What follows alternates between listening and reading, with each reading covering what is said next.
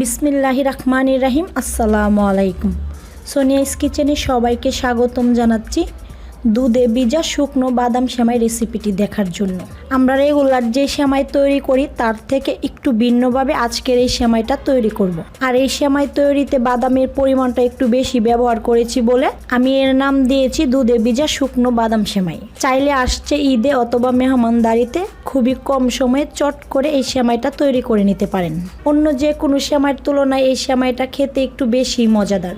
বারবার একই রকমের সেমাই না খেয়ে স্বাদটা পরিবর্তন করে এভাবে সেমাই তৈরি করলে কিন্তু মন্দ হয় না। আর এরকমই বেশ কয়েকটা সেমাই, পায়েস, হালুয়ার রেসিপি আমার চ্যানেলে দেওয়া আছে, আর সেগুলোর লিঙ্ক আমি ডিসক্রিপশন বক্সে দিয়ে রাখবো, চাইলে দেখে নিতে পারেন।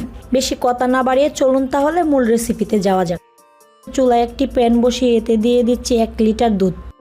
এবার চুলার আঁচটা মিডিয়াম হিটে দিয়ে দুধটাকে খুব ভালোভাবে একবার ফুটিয়ে নেব।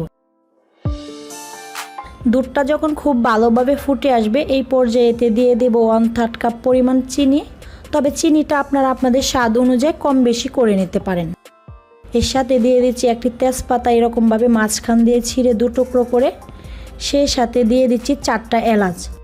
চিনি আর গোটা মশলাগুলো দেওয়া হয়ে গেলে খুব ভালোভাবে একবার নাড়িয়ে মিশিয়ে নিয়ে এর সাথে অ্যাড করে দেব 1/2 কাপ পরিমাণ কাজু বাদাম বাটা, 1/2 কাপ পরিমাণ কাঠবাদাম বাটা। তবে আপনারা চাইলে এখানে পেস্তা বাদাম অথবা চীনা বাদামও কিন্তু অ্যাড করে নিতে পারেন। 2 ধরনের বাদাম বাটা দিয়ে চুলার আঁচটা মিডিয়াম হিটে রেখে খুব ভালোভাবে আরও একবার বলক উঠিয়ে নেব। দুধটা যখন খুব ভালোভাবে বলক উঠে যাবে এই পর্যায়ে গোটা মশলাগুলো এখান থেকে উঠিয়ে ফেলে দেব। গোটা মশলাগুলো ফেলে দেওয়া হয়ে গেলে এবার এতে দিয়ে দেব 1/2 চা চামচ পরিমাণ লবণ। তবে মিষ্টি খাবারে যদি কেউ লবণটা পছন্দ না করেন তাহলে লবণটা স্কিপ করতে পারেন। লবণটা দিয়ে দুধের সাথে খুব ভালোভাবে একবার নাড়িয়ে চাড়িয়ে মিশিয়ে নিয়ে চুলাটা অফ করে দুধটা নামিয়ে নেব। দুধটা চুলা থেকে নামিয়ে নেওয়ার পর দুধটা ঠান্ডা হতে থাক, এই ফাঁকে আমি সেমাইয়ের প্রসেসটা করে নেব। আমি এখানে লাচ্চা সেমাই নিয়েছি 200 গ্রাম। আর 200 গ্রাম সেমাই নিয়ে যে পাত্রে আমি সেমাইটা সেট করব সেই পাত্রে সেমাইগুলোকে ঢেলে নিচ্ছি। সেমাইগুলো দিয়ে দেওয়া হয়ে গেলে এবার সেমাইগুলোকে খুব ভালোভাবে চারপাশে সমান করে নিচ্ছি। আর এই প্যাকেটের সেমাইগুলো কিন্তু আগে থেকেই ভাজা থাকে, তাই এক্সট্রাভাবে ভাজার কোনো প্রয়োজন নেই। সেমাইটা সেট করে নেওয়া হয়ে গেলে এবার দেখে নেব দুধের কী অবস্থা। দুধটা কিন্তু খুব বেশি গরম অবস্থায় সেমাইয়া দিতে যাবেন না, এতে করে সেমাইটা একেবারে জাও জাও হয়ে যাবে।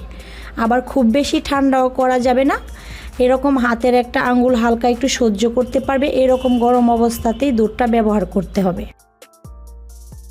দুধটা যখন সেমাইয়া দেওয়ার উপযোগী হয়ে যাবে এই পর্যায়ে আমি একটা কাপ দিয়ে দুধটাকে সেমাইয়া দিয়ে দিচ্ছি।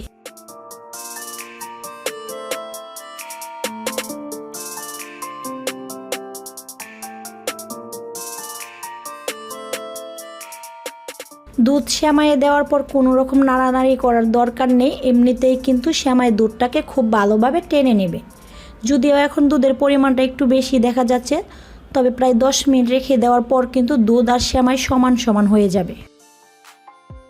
এবার পরিবেশনের আগে পছন্দ মতো বাদাম কুচি আর কিশমিশ দিয়ে সাজিয়ে নিচ্ছি।